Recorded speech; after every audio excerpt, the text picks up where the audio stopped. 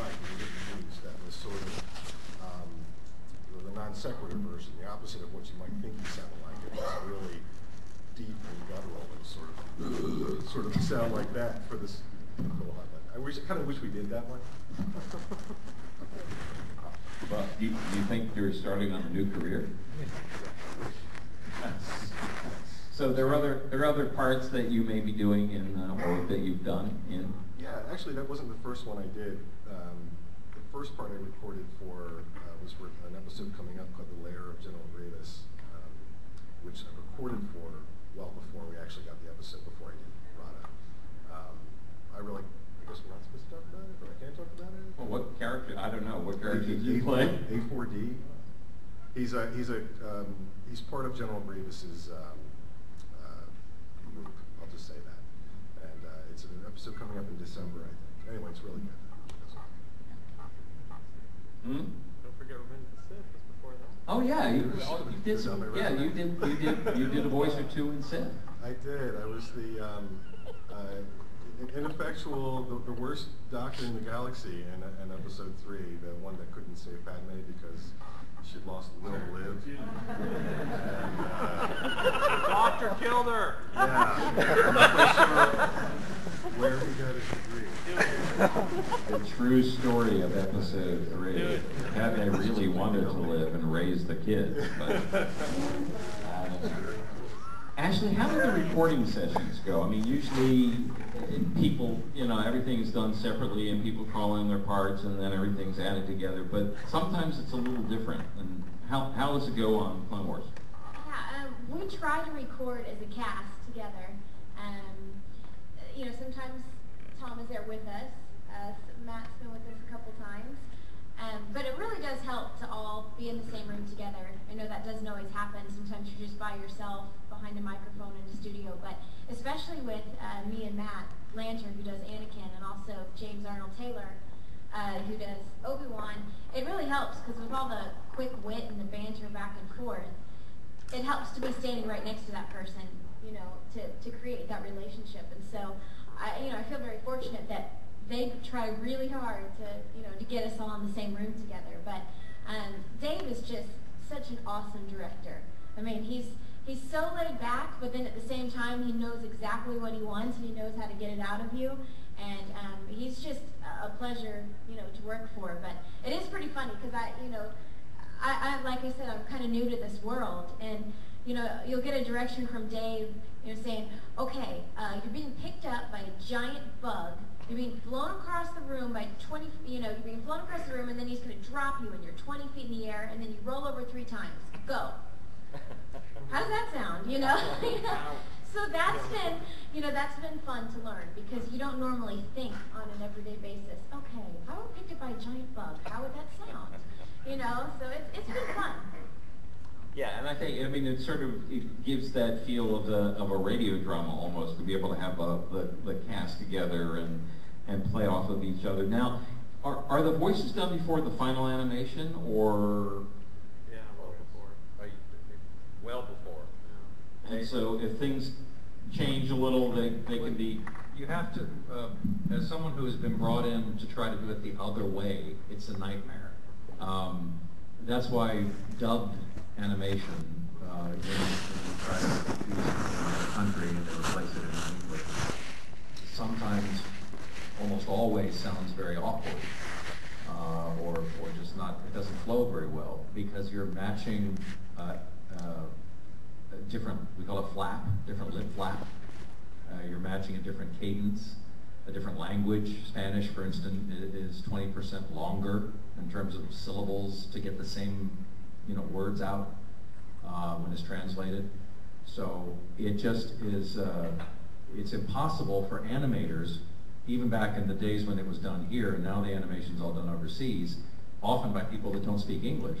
So it's impossible for them to have any clue, if they're animating first, how she's going to say her lines. They don't know if she's going to go, "Oh, master," or "Oh, master." They have no idea. If it's just on a page and they're trying to animate it, they have no idea what it's going to sound like because they're not actors. They're animators. So you have to record the voices first, so then they just have a real hard, firm template to animate to. At that point, there's no question. She said, "Oh, master." They just make it match. You try doing it the other way, and it's as I say, it could be a nightmare. I spent 3 hours one day trying to do some puppets, where the puppeteers thought that they were Frank Oz and Jim Henson, and they thought, well, we'll just do the voices, and then we'll have voiceover people come in and replace them later, not realizing that Frank Oz and Jim Henson were also good actors and good voice actors, and so they knew how to move the puppet face to match that emotion and that pause and whatever. These guys were basically reading a script like this and trying to make the lip flap match that, and then wanted us to come in and make it sound like this, and then it's like, oh, it doesn't work. So that's why, like I said, a lot of the anime stuff is sometimes difficult to get to sound natural. So. Yeah, Matt? Yeah, one little thing about that, which is kind of fun with the battle droids, is that they don't have a mouth. So when we do get the final animation, I mean, because normally we hate doing the looping and dubbing, it's called, what you were just talking about. The fact that they don't have a mouth, we'll get to watch the show and kind of see Dave Filoni at the very end will be like, you know what, we could put something in there, and like for instance, there's one where we added in the Yoda one that we premiered with, that was called Ambush, where that one Yoda runs under the tank and cuts a hole out of the bottom of the tank and pulls that droid through. We had no dialogue in there for that, but then we added that, but I just got promoted. Great line. Yeah, that wasn't scripted or anything, so we were able to kind of just like, you know, it doesn't have a mouth. And when you see final animation, it helps, you know. But yeah, normally you don't have the luxury of having a character that has no mouth, and the voice talent doesn't have the luxury of seeing the show at the very end. So. Yeah, it used to be over a year from the time you voiced it to the time it was animated. Nowadays, what would you say? How many months? Less than that, I don't know, like 4 maybe? Wow. That's what computers have done. Yeah. Computers are very talented people. Yeah. So, cool. Now I'd like to give any of you a chance to ask any of our voice actors a question, or to ask me a question, or except for this guy in the first row. Yeah, Dustin. Yeah. Matt, I got a question for you. Yeah. I like the way you're doing the battle droids, but has there ever been something you guys snuck in there without Dave's knowledge, and then they caught it, you know, later on type of thing? What are you talking about? No. We have such a crazy schedule where normally on a film, when like Dave and I do a movie, you'll have weeks and weeks on a dubbing stage with the director, so he'll have a chance to watch every scene a million times over, so everything's sticking out. But we get Dave Filoni for about an hour per episode at the very end. He'll come in and sit down, and we'll just play the entire thing done for him. I mean, unless there's something very specific that he said, I want to make a very specific sound for this, and Dave Acord and Dave Filoni have already talked about that. But most of the time, he's seeing it from scratch. So we have put in a couple of things here and there. Well, I'm wondering, has there been anything, he's like, well, hey, where'd that come from, you know? Oh, you mean stuff like, that you've added and he didn't know was going to be there. Script-wise, yeah, I mean, everything's approved at the very end, but I mean, sometimes he won't. We don't tell him that we put something in until after he's watched it and he liked it. All right. Oh, so you're okay with that? There's nothing you heard in there you don't like, right? Great. Okay. So yeah, you know, it makes it fun. We're Star Wars fans, and so in sci-fi fans, we put some things in there every now and then. Awesome. Yeah, back there.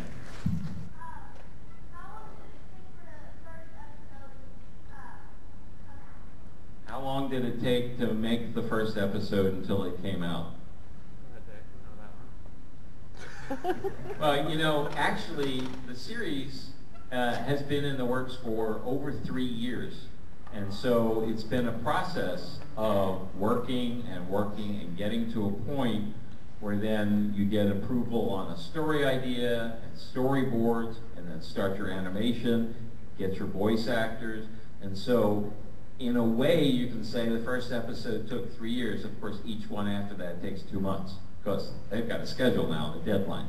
But how long does a normal episode take from start to finish, would you guys say? From writing it to the time we finish mixing it. I think if you butted all of those moments in, because you do several episodes together at the same time, if you took one episode and like manpower to do it, I'd say 6 months. Maybe. Yeah, Something like that, it's about half a year